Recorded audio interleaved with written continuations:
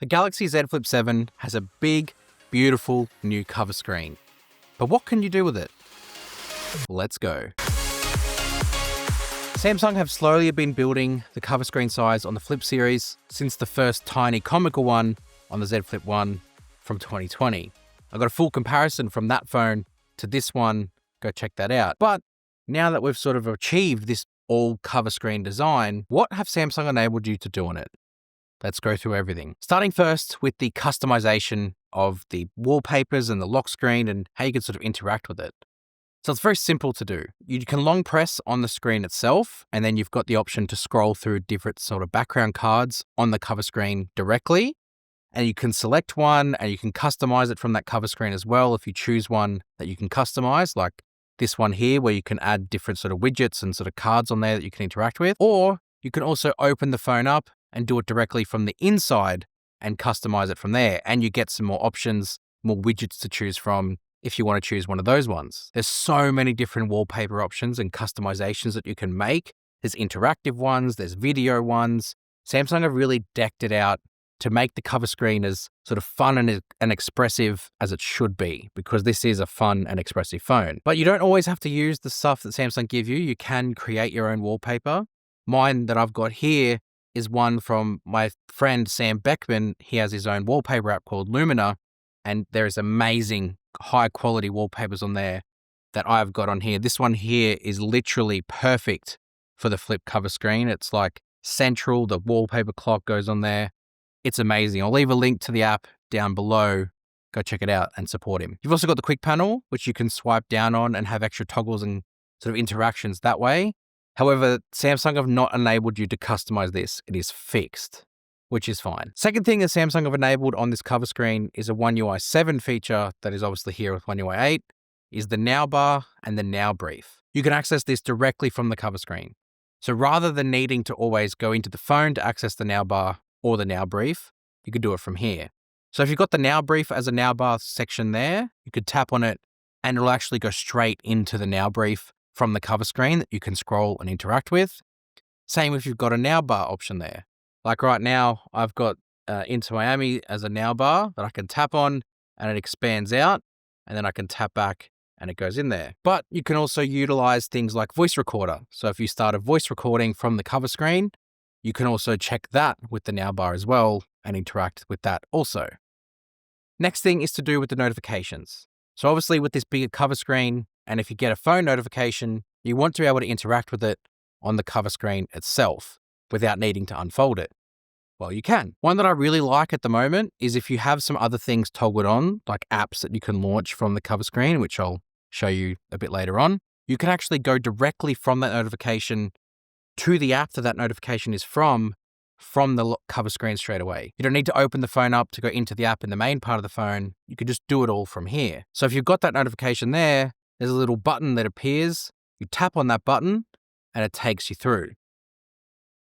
But it also does have that continuity as well. So if you wanted to go to the bigger screen, it will take you through with that notification launched to that app that it's part of. With messages, Samsung have also activated suggested replies, which I forgot to turn on before I started filming. But the way it works is once the suggested replies are turned on and you get a message through, you'll actually see a list of populated replies based on AI. And it's contextualized from your previous replies to that person in that message thread.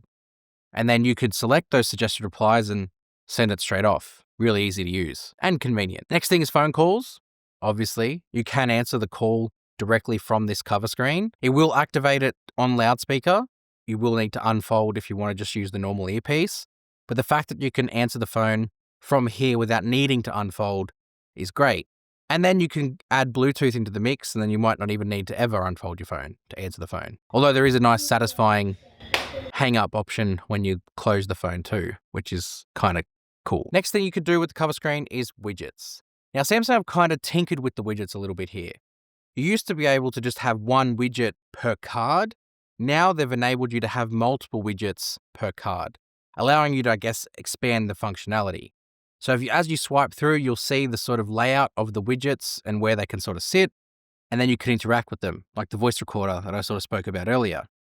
You can customize the widgets that are there, And you can do that again, either from the lock screen itself or going into the phone. From the screen itself, you long press and then swipe across. Then you get to the different widgets that you can change, or you open the phone up in the menu and you have a bit more room to play around with to do it. Either way, you've got the option to customize that widget experience. If you want to see all the widgets that you've got, you just pinch in on the cover screen and it sort of expands it out to show you the ones that you've got, and you can jump to the one that you want to use pretty quickly. And part of the widgets on that cover screen is phone apps that you can launch. Now, there's a couple different ways we can do this. The first is in the Labs feature of the phone, there's an option to activate cover screen apps. Now, these are only ones that Samsung allow you to use. So these are ones that I guess have been optimized a bit more for the cover screen. It's a very limited selection, like Google Maps, you've got Messages, you've got YouTube, and a couple others that allow you to launch it directly onto the cover screen. And that's its own separate widget. But it's nice because when you go to it, you can launch those apps and interact with them fully on the cover screen. But in this Labs menu, it has an option and a shortcut to Good Lock, which you then go into and you can then activate a widget from Good Lock to launch any app on the cover screen. And that's next. The Good Lock one is obviously a bit more extensive because you can toggle in any app that's on your phone into this widget card for you to be able to launch. Within this option as well, within Good Lock, you can choose the orientation or the aspect ratio, I should say, of the app that you're launching. So it might suit a bit more of a natural smartphone one, but you don't have to do it in there because on the cover screen, when you launch an app, there's a little toggle next to the cameras that allow you to toggle the aspect ratio directly from the cover screen. So if something's being cut off by the cameras, you can toggle the button and it pushes it up above. Or if you want it to be a bit more of a native smartphone aspect ratio, you could toggle it into that one and then jump it left or right to suit whichever hand you're using. All clever stuff and all orientated to help you use this a lot better. There is that app continuity from the cover screen to the inner display as well. So whatever point you are in the app, when you open it to the inner display, it'll jump straight to that point. Another part of the Good Lock experience is activating games. I don't know why I paused so long for that. The games experience is as it was last year, you now just have more room. So you can toggle in the Good Lock Games widget, extra games that you want to play, or as many games as it sort of allows you to. And then they're just fun little games that you can sort of launch and sort of play. There's like a fun sort of stacker one where the ball sort of cycles through and breaks through blocks. And then there's even extensive as solitaire, which I forgot how to play, so I stopped. But they're pretty convenient. If you've ever got time and only one hand free, just play a game on your cover screen. And then the other Good Lock one that you could toggle on is something called Flip Shot. This is, I don't know what to make of this actually. So when the camera's launched and the cover screen can be activated, you can see it here. The cover screen is on with like an animation for the person to look at. That can be clever depending on the right person, but it also can be distracting. And you can change what is being displayed there.